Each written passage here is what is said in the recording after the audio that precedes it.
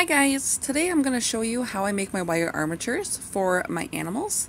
Now these steps can be used for other armatures that you make for not just animals, but maybe dragons and whatnot. Now this here is a Jack Russell Terrier, the very first dog I ever did, and I'm actually about to make 2 more Jack Russells for a Christmas gift. So I decided that I am going to document this process for those that want to learn how to do this as well. So obviously you're going to need needle nose and wire cutters. I prefer my purple ones as my needle nose and using those to guide me when I'm making my armatures. And then you're also going to need wire, of course. Floral wiring, jewelry wire, that all works perfect. Right here is a 22 gauge, and then in my right hand here is a 20 gauge. I prefer the 22 gauge because I can use my fingers to manipulate it a lot easier than I can with my 20 gauge, and for my smaller animals that I'm doing, I'm using this one, the 22 gauge. Now I do use my 20 gauge for my bigger animals like my brother's dog, who is 5 feet, and I scale down to a 1/12 scale, which I will explain in another video in the future. You'll also need a concept drawing. Now again, I work in 1/12 scale, so I get actual measurements of the dog I'm doing. Her name is Jessie. And then I scale down to the 1/12 scale. You don't have to be an artist, obviously. Here I draw out what it looks like from above with this dog, breed specific, and then over here I draw the structure of the face. Then I put the markings on there which are not breed specific but actually Jessie specific. So I know what I'm doing when I'm adding my fur to my polymer clay creation. So here's what I'm making. I'm making 2 inches long by 1 inch point 0416 tall. And like I said, you don't have to be an artist. I just doodled her really quick and proportionately so that I can make this armature. Now this armature is going to be in multiple pieces. I prefer this way, but there are other ways. This first piece is going to cover her head down to her front legs. The second piece is then going to cover her spine and her rear legs. So after that, again, the second piece. The first piece is the head and the front legs. And then the second pieces will be for the front legs down through the spine and the rear legs. So what I do is I take a long piece of wire and I cut this down into multiple pieces as I go. So I don't need a whole lot. This is a very small dog that I'm making. I just kind of fold it over and I cut it an even piece here. That nice little curl right there. I take my needle nose, and you can use either or. Like I said, I prefer my purple handle. They're thinner and all of that, and since I'm creating something very small, it's best to keep my pieces very small. So it's very, very thin there, and I just kind of, you see it's going to go right there. This is the head. We're starting at the head. I tighten it around there, kind of like when you're about to tie your shoe. That's how I start, and I get it really, really tight as I can get.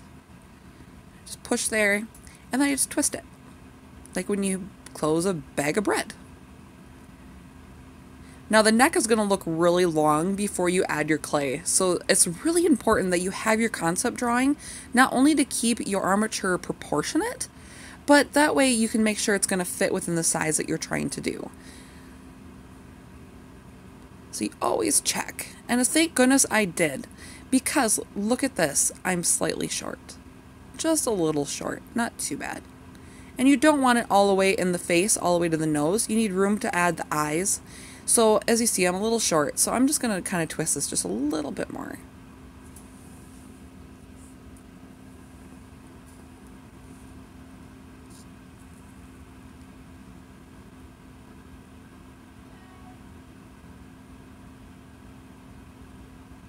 And I check it again. Still just a teeny tiny bit short. I don't want it all the way up in her chest area. I want to be able to manipulate those legs just a little bit.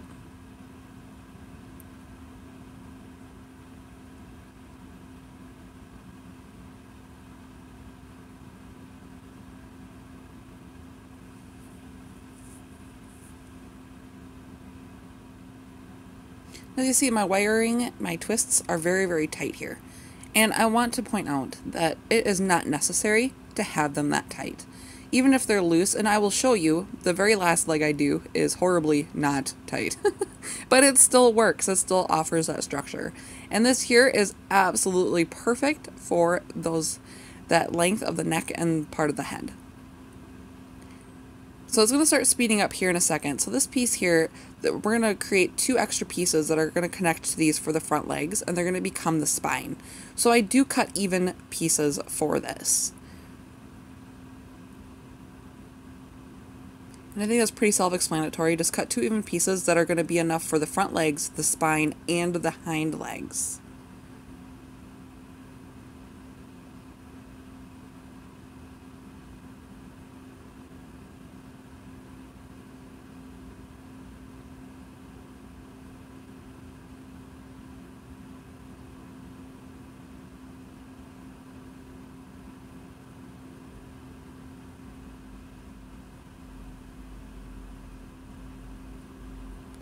So I matched them up with the front leg, and you see here, this is going to be the spine and the hind legs.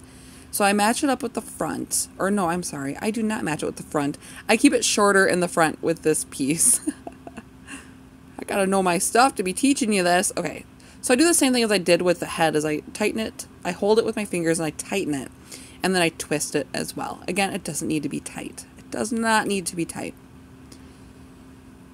And I love this gauge, this 22 gauge, because again, I'm able to hold it with my fingers. I don't need to be switching out tools all the time. There's the spine there, and I'm going to just double check. Looks good. And then I'm going to match this up with the spine piece before I do the other front leg. And this front leg is the same way. I hold it and then I twist. Another important thing when you're drawing your concept drawing is that you have the animal standing in a straight position like my dog is. Then you manipulate the wiring when you're done if you want it in a sitting position.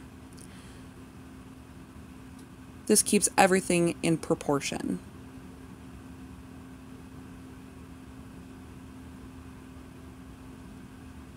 And I check everything. It looks good, the legs look good, and now the spine here is going to cover also the hind legs. So I tighten that out a little bit and then I twist that. And again, it's really important that you check where you're at with your armature, with your concept drawing, because if you wait until you see what I almost did, I almost went too far. See, just perfect. I'd come right to that butt there.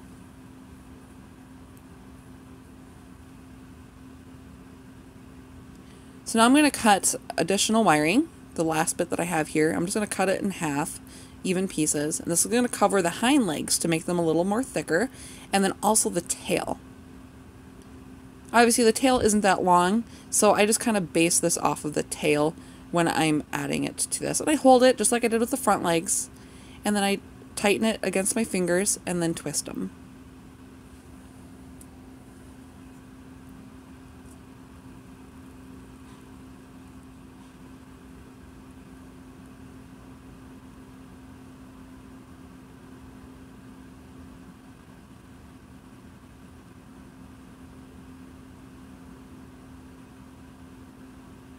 And there's plenty of room there. I still check though, even though I know there's more than enough. I always check. I just can't visually see the proportions correctly. It's horrible. It's hard to believe I'm even an artist. And then I match up the last leg here with the tail length. And then I hold it tight and I twist that leg. Now this is where it gets really bad. Like the twist is not tight at all. But just remember, it doesn't need to be perfectly tight. As long as there's structure there to help keep the figure stable, that's all that really matters.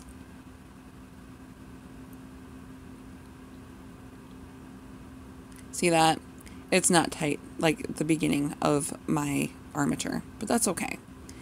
So then I kind of straighten it out and I look at the butt and there's the tail and I wrap that tail around. Now when I do cats and stuff, I only use one wire for the tail.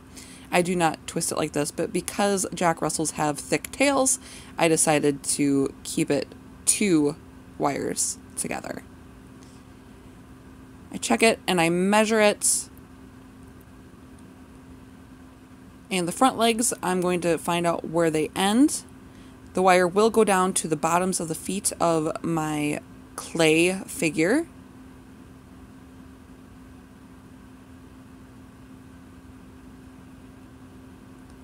The hind legs, now the thing is because you have that knee there, I think that's what it's called, is a knee, you're going to use a little more wire for that, so you can't just measure straight down. So I don't chop them down to match the length of that. I keep them long until I get to the hind legs, and I can manipulate them to be at that length.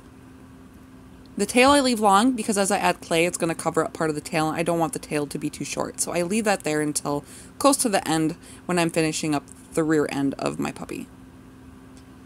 So that is it. That is with the multiple pieces of wiring. And I will be making another video where it's just one wire. So please, please like this video, subscribe so that you can stay on top of it. I will be sharing how I make my animals and how I fur them. Here is Jessie, my practice dog, in the same size. As you see, the wire fits perfect right over there. Please don't forget to subscribe, and you have a fantastic evening or day, wherever you're at.